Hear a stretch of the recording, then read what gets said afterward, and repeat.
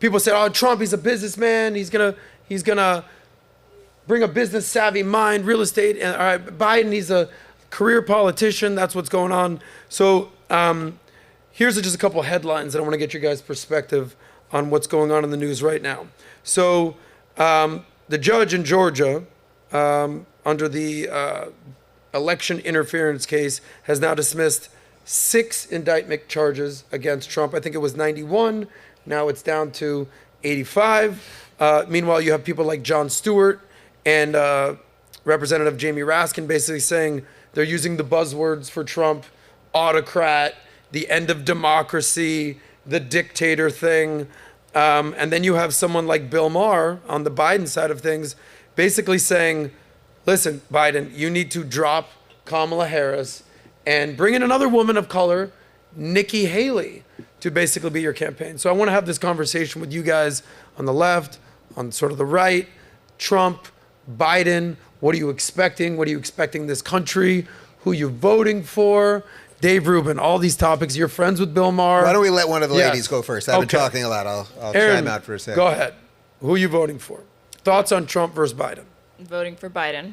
Don't like Trump. Not a fan. Because he's mean?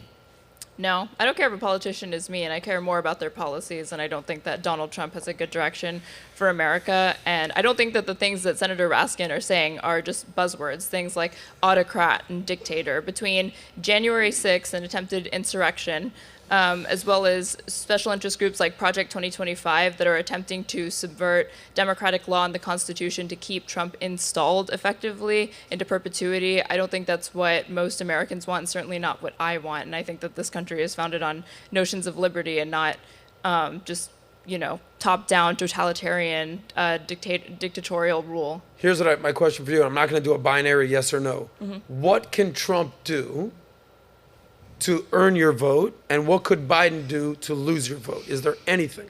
Yeah, of course.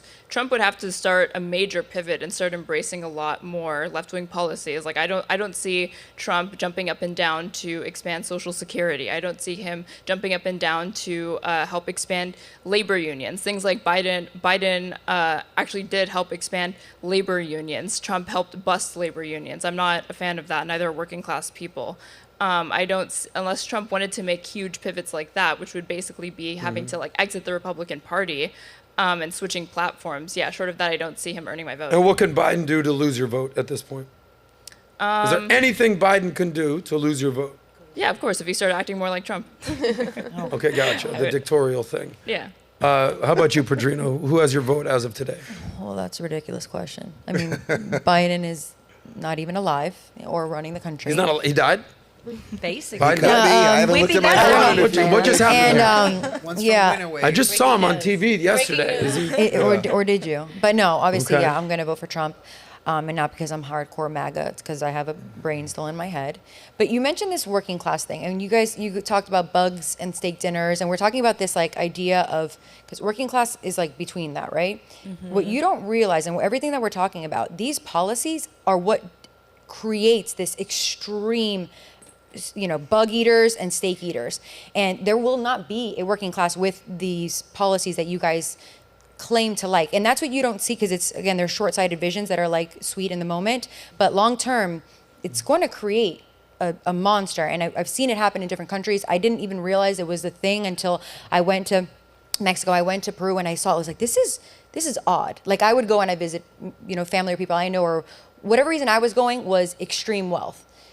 But then I see right around, it was awful. And I haven't seen that here. I mean, it was ignorant of me, and it was years ago, but now it made me basically realize oh, that is that bad policy that creates that. And it is what is happening here. So it is just something to, make you guys aware of that working class you're talking about is going to be completely decimated, and we're going to be having extremes low and extreme high. It's not going to be, McDonald's and In-N-Out. It's going to be, French Laundry and McDonald's. It's going to be really, really extreme.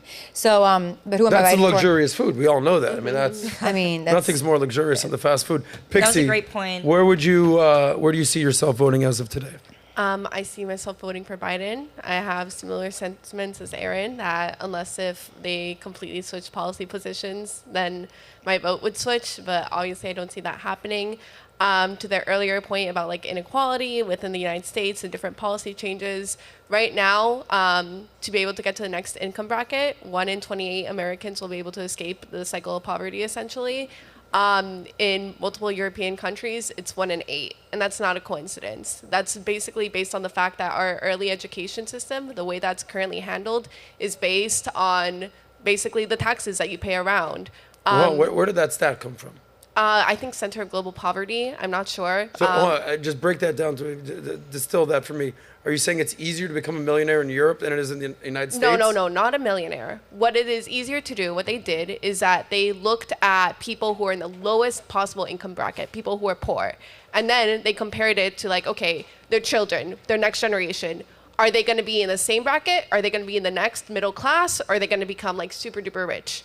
And what they saw is that in 1 in 28 basically children, they were able to get to the next bracket in the United States. While in multiple European countries, I believe Finland, I think the UK, and Sweden, if I'm not wrong, it was like 1 in 8. So it's not that they became millionaires, it's just that they were able to escape from the lowest class to the next class. But what's weird is you're saying conflicting things, because last week and what you talk about is welfare and things like that. That does not help you elevate. That keeps you there. Does help you though. When it does not. It does not. I think you're absolutely coming from a place from, again, sweet thoughts, but not actual reality. That's why I asked you, do you have friends? Do you understand? Like, have you interacted with people and that actually use this system? This is not something they're trying to get out of. They're trying to game it and gain more from it. I mean, I truly believe this. There is a small percentage. I believe when my family came here, they were on welfare for like a split second. The idea was to get out. Again, we're talking years and years ago. There's a totally different mindset. Now it is to get on it. It's how many kids can I have to have more money from it. It's how can I work the system? That's what they're doing. And then yes, I wish that their kids would grow up and say, hey, that's what mom did. I don't want that. I want to get out of it. That's what I would like to think. But I think that it perpetuates the cycle of let me depend on the government. Well, I would also say, because you've several times referenced Finland and Sweden, and everyone always and Bernie always does this, they talk about the Nordic countries. So if you want to talk about very tiny, almost all white countries, if you want the United States to be more like that with a uniculture and a very obvious skin color, that's generally not what progressives want. But if that is what you want America to look like more, that would be an interesting position. See if you can to find hold. out the population, Humberto, of the Scandinavian countries, Norway, Finland, they're absolutely Sweden. tiny, but Sweden, by the way, Sweden let in, something about it like 1 million Muslims, something like that. And now they have huge problems. I mean, try going to Malmo, Sweden, and seeing what it's like. And I saw you do a reaction video to the Muslim woman in the UK. Who was defending Britain. Yeah. Break that down. Well, it was really fascinating. I wanted to do something that wouldn't be the traditional thing that people would see. I can show you a million videos of, Muslim people wandering through London, screaming from the river to the sea and calling for genocide and all that.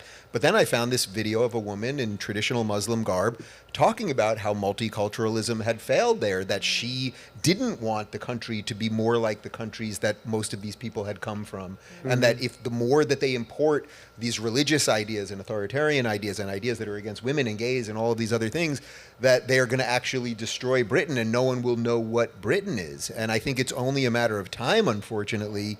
Britain seems to be heading that way no matter what. I mean, you can't have hundreds of thousands of people marching largely in calls for genocide in your streets until at some point they're going to cross a threshold and have way too much power. They already have the mayor of London, and I think the more conservative, he's not really conservative, the more conservative prime minister is about to go down. But at some point they'll just march to the palace and they'll be like, sorry, King, we're taking you out, Charles, and that'll be that. So what you're saying is but my point of showing this video was not everyone is like that, which is why you have to care about individuals and not about group identity. That's what it was about. Adam, and I think what you're saying is like Trump was like, these shithole countries, if you're a normal country, if you're the UK, if you're the Canada, the Australia, democracies, that there's a potential if you take in all these people from these shithole countries that your country could potentially become a shithole. America for 200 plus years, we did it so right that everyone came here and became part of America. That's largely why Yes. I live in Miami, where it's all Cubans, and I love Cubans.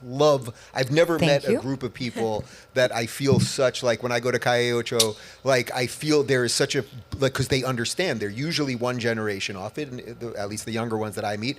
But like I talk to 80-year-olds who like they so get it, right?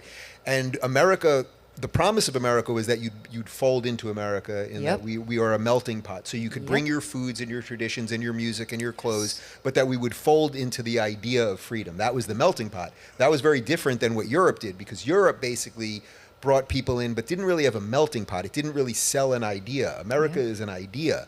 Europe was just like, oh, we're England, you can come here, but Pakistanis will kind of live here and you people will live here and blah, blah, blah. And yeah, maybe we'll do some business now and again, but you're not going to all share in everything. America has done it right until I would say the last decade, where the progressives decided that your skin color and your religion and everything else is tantamount, is the most important thing in the hierarchy, and your individual thoughts are actually the least important thing, which again is why I put that video of that Muslim woman up, because I was like, oh, this flips that on its head. Of course. Before And you- I want to speaking push of, back on the idea about the whole thing of like, oh, welfare doesn't actually help outcomes. When we look at the universal child tax credit and the results that it has like on childhood poverty, we see that it reduces it by half. We see that the long-term outcomes when it comes to like, let's say it's food stamps, is like $1 put in, $1 that actually like comes back to the economy because of kids who are able to like grow up healthy, less likely to engage in like behavior like stealing essentially. Have better, healthier like life outcomes. And then on top of that, I want to say that when it came to the study that I referred to, there was one factor that they changed that made the number more like 1 to 8 in the United States, and that was basically helping families, assisting families with government assistance to move into better areas and better zip codes, essentially. You mean in Europe? No, in Europe it was 1 to 8, but in the United States, what they basically did is that they were like, okay, let's see if we can change this number or what factors that we can do, and if that will like affect long-term outcomes. And one of those things was, yes, assisting families to live in better neighborhoods. So What does a neighbor? That's so interesting. What does that imply when you're saying you move to a better neighborhood? What do you mean by better? Why would they not do okay there? If they're, so innately good and they're going to do good with this, what would change about their environment? I mean, I want to understand what you mean by a better neighborhood. So by better neighborhoods, we're talking about neighborhoods that were considered like economic hotspots. So neighborhoods that were basically looking like at better growth when it came to general jobs around the area, more businesses, which I'm pro of as well. Basically, what would end up happening is that you move the parents to these areas. The children would essentially go to a better school, more or less, and the parents would also have more economic opportunity, and so would the children as they're growing up there. So basically, if you want to improve childhood poverty or outcomes in the future, yeah, you can say like, oh, welfare to a certain extent, but also welfare that focuses on bringing these people to better environments where they can then grow and thrive. And that's what, as a progressive, I am for. I'm for giving people those opportunities so they can raise themselves up, not just to be dependent. Right. And then again, that's why the road to hell is paved with good intentions, because everyone that's for welfare wants exactly what you just said. But as you said, when your family came here, they were on welfare for a very brief period. That's what it was set up to do. But now we know we keep families in generational welfare. So my sister lived in a building on the Upper West Side that was, like a 40-story building, and she was paying market value, and it was for a really, she always called it her little shoebox. It was for a 1-bedroom apartment that she had her husband and 2 kids in, and they paid about $5,000 a month. But then there were people literally on her floor that were generationally there. So I think it was a third generation that was there that was paying about $350 a month because it's they were black. It was generational poverty. They were also given food stamps and everything else. Now, this has nothing to do with the color of your skin, but if you were given, If you're if incentivized. the government was like, oh, you can have that apartment for $350.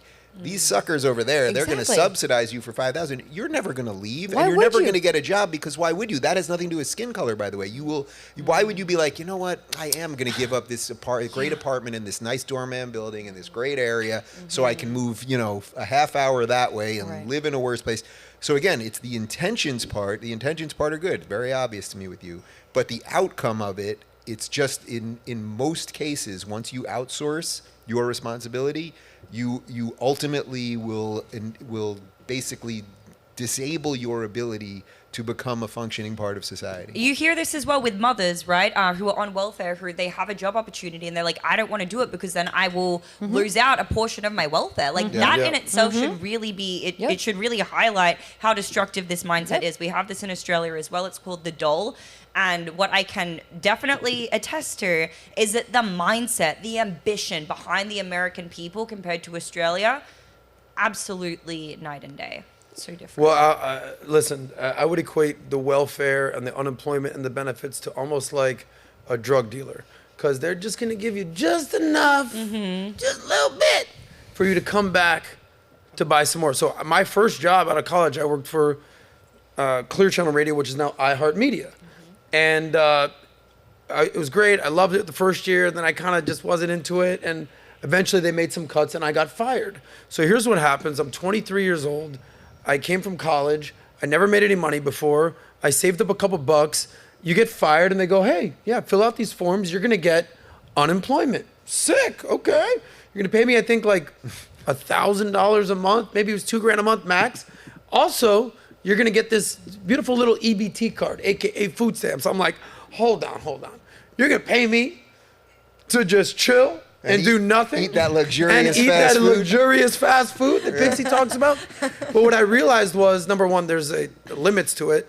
But the best outcome I could have had was like $2,000 a month. And I don't have to do anything. So at some point, you're just sort of rewarding mediocrity and nothingness. So what I realized was, all right, this is cool now. But then if you start having kids, they give you a little bit more. And they give you a little bit more. And it's great. But there's nothing aspirational about that. So eventually I'm like, all right, I actually I'm a dude. I actually go get a job. Eventually I got into the financial world, got into a financial firm, and quite frankly made millions of dollars. Imagine if I was just like, yeah, I don't want to really do anything. I'm just going to rely on the government and do that. And I would have just been a mediocre person being rewarded for doing nothing. And that's where you saw, the road to Hell is hell. paved in road to hell is Because paved in Adam, good this, intentions. this is plain and simple. The more they give you, the more they take away. The first check you get from them, they take away your spirit. Your spirit of trying to become better, do more things, and they give you more stuff and they take away more stuff. Everything from welfare to like unemployment checks, whatever. They keep on taking. And one day they close everything down and they tell you need to stay in your house. Facts. That's what happens. Yeah. It's a slippery slope. And you know about this because you came 100%. from a communist country called I know. Chile. I want to call Pixie out on this because I saw the whole Norwegian dream thing playing out in 2 years in Chile. Like they promised Norway for everyone that everything is gonna be great. We're gonna have schools. We're gonna have healthcare and whatever. And in 2 years they destroy the country. All the memes that you see from the right in Chile, they're Norwegian dreams. Like they go like, oh, how Scandinavian of them when they're shitting on the street. That's what it is. That's what it is. Because that doesn't work. And I grew up in Dubai with a bunch of wealthy Europeans, and I will visit them in their country, their home country. And the lifestyle they had in Dubai with no taxes and the lifestyle they have in Europe is way different. Like the pretty wealthy families have shoe boxes. They have one car. It's a complete different ball game. And what happened to your people, Amy? They didn't tell the British to kick rocks. Yep. Like what makes us Americans is to tell the British to kick rocks. We're gonna do it our own way. That's why this is the best country in the world. That's what why it I'm is. here. That's why I'm here. That's why he's here. It That's why also- your family's. That's why we're all here. It also disincentivizes good people who might do some good things from doing anything because you think the government is going to do everything for everybody. So for example, if you guys are into these ideas, like how much do you donate per year to poor people or disadvantaged or whatever? I assume you have a job. You have a job. Yeah. So like how much? 5% of your salary? I'm not sure. Every time I'm presented at like a checkout thing where they're like, do you want to round up your total, give $1 here, $1 there, it's usually when I make like, charitable contributions. So Sure. probably about $10 to $20 this year every time you're rounding up. Yeah. That girl. It's not Okay. that much. Probably Awesome. Sick 'em out. something like that. So you Atta girl. care a lot about these people. You want the government to do it to take it from other people, but you give Yeah, a few because if cents charity per... defeated poverty, we would have gotten rid of poverty a long time ago. There have been charitable organizations for hundreds of years, but that's not a reliable way to help people actually have economic mobility. Well, They it's need been better totally paying proven jobs. that capitalism around the globe has lifted people out of poverty, and socialism and communism has only put people deeper into poverty. That's not it. That's objectionably true. What were you going to say about this? About giving checks and people staying home. Yeah. So we experienced this firsthand at the restaurant during 21 when everybody was getting paid to stay home. Because to your point, if I'm spending $350, I'm not going to spend $5,000 for an apartment. If I'm staying home and I'm making whatever thousands, and it was a good amount at the time, why would I go work? But what you don't realize is the ripple effects. Like, we could have gone under. I was working as a server. Like, we made it work because we had enough people that we were able to make it work. But nobody wanted to work. So what you realize is, like, businesses and everything is closing because nobody wants to work. So there's ripple effects that you will never feel, and that's back to the original point. You're young and you're sweet, but you have to live a little bit to experience these things, and then be like, no, absolutely not.